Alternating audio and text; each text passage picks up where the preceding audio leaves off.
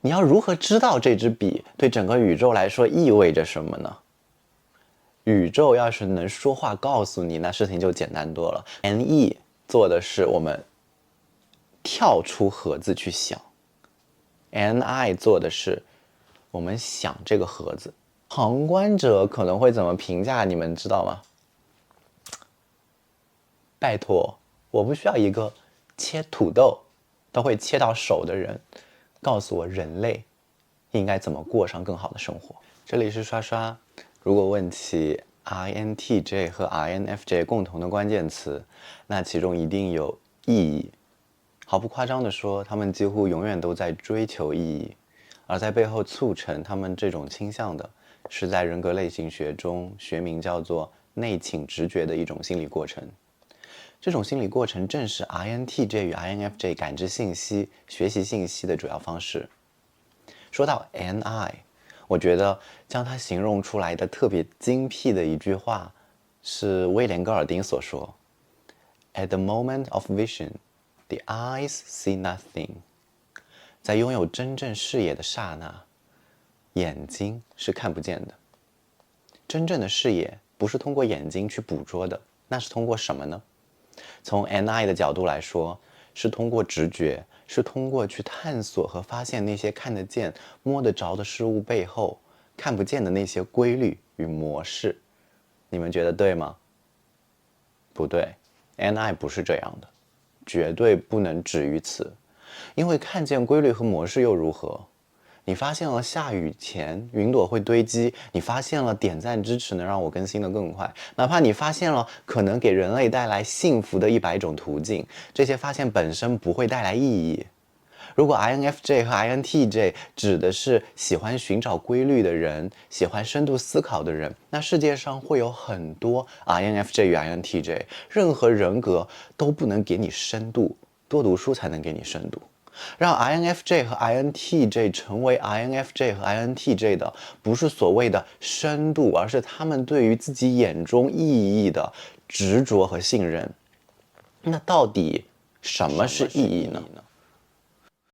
会有人说，每个人理解的意义都不一样，没错。但是当我们说 NI 追求意义的时候，这里的意义指的是一定能够前往更好乃至最好的未来的那条道路。你发现可能带给人类幸福的100种途径，这很好，很有趣，开拓了视野。那什么能让它有意义呢？不是你发现可能的100种途径，而是你看到了那个必然能够带来幸福的途径，你看到了人类必然能借此获得的幸福，哪怕只有1种，这提供了意义。NI 从来都不在发现新规律的路上，这是 NE 做的事情。NE 不断探索新的规律和模式，不断开拓人们被局限的视野，不断的编织一张越来越庞大的网，彼此交错，每次看到新的可能性都乐在其中，去探索未知。NI 不做这件事，他不探索 explore， 他确信 know。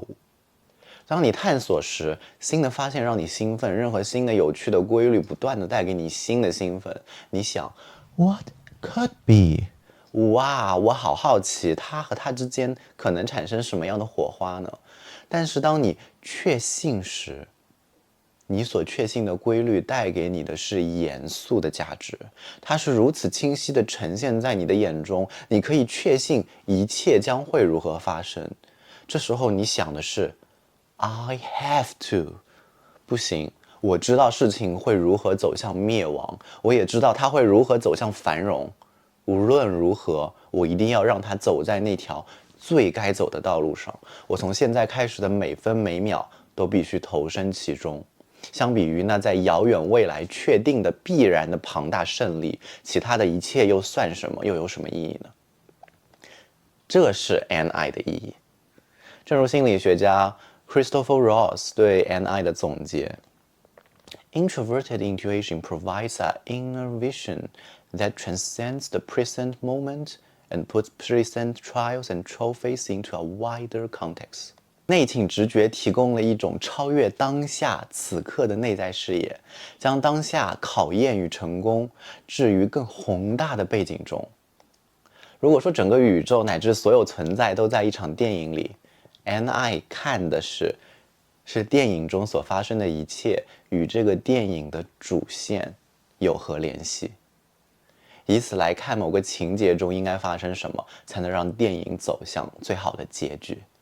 有人会问，这不就是在探索吗？那你为啥前面说 NI 不探索呢？不是的，什么是探索？探索是去发现未知，是去看还有什么是我不知道的。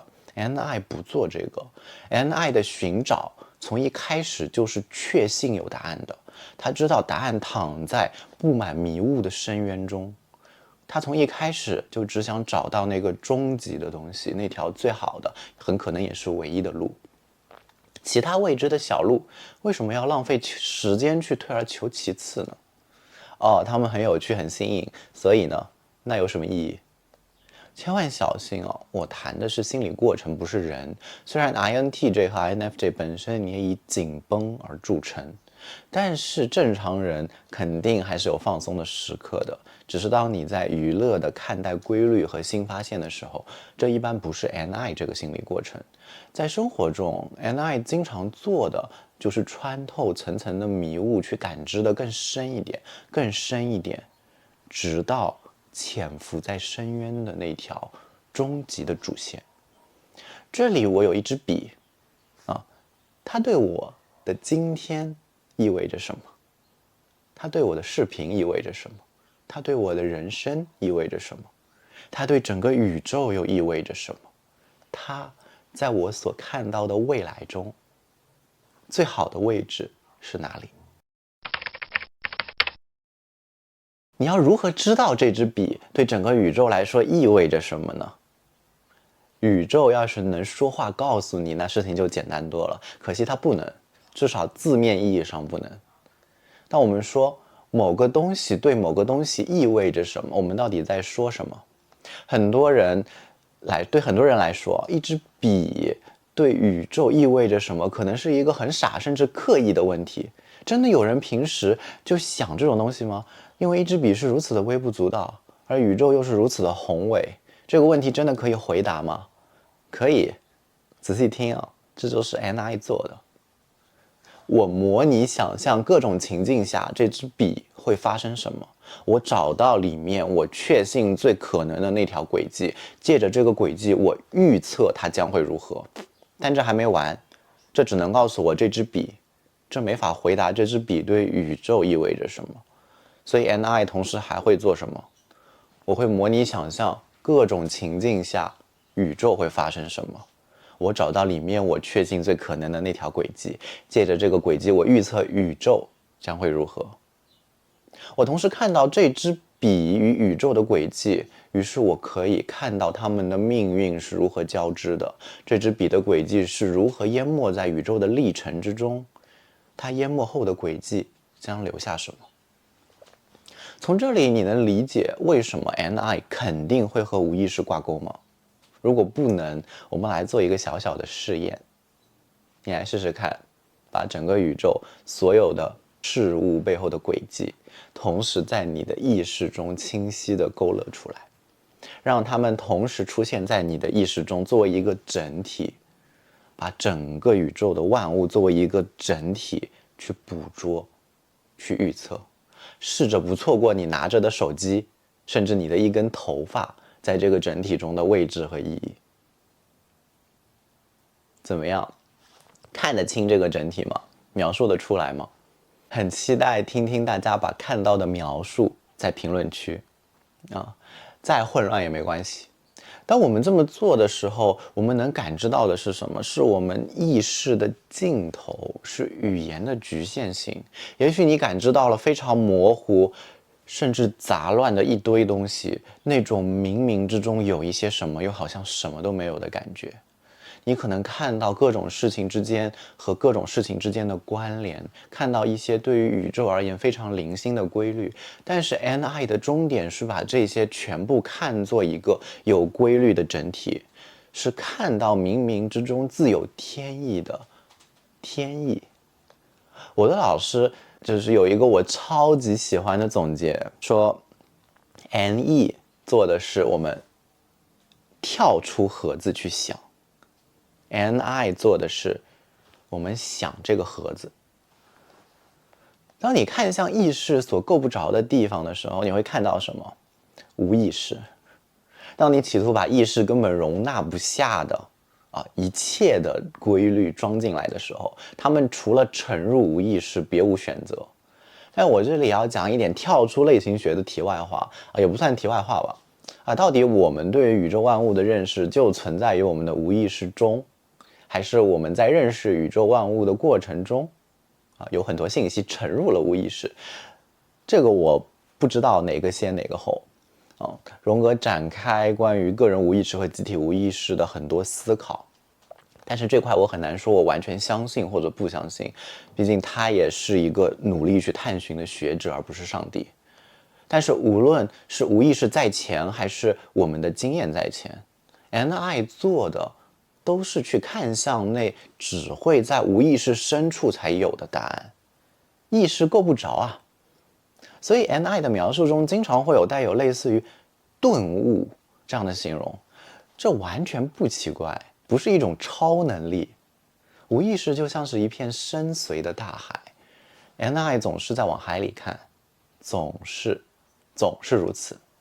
突然间海底发生了什么，导致一条鱼浮出水面，进入了意识当中， NI 一定是第一个关注到它的，于是在脑海中出现了这条鱼的景象，这条鱼的顿悟。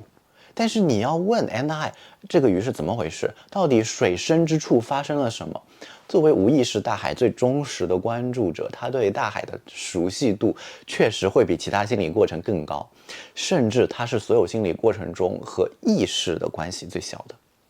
但是他仍然很难告诉你海底在发生什么，他关注的不意味着他就能把所有的关注的东西看得一清二楚。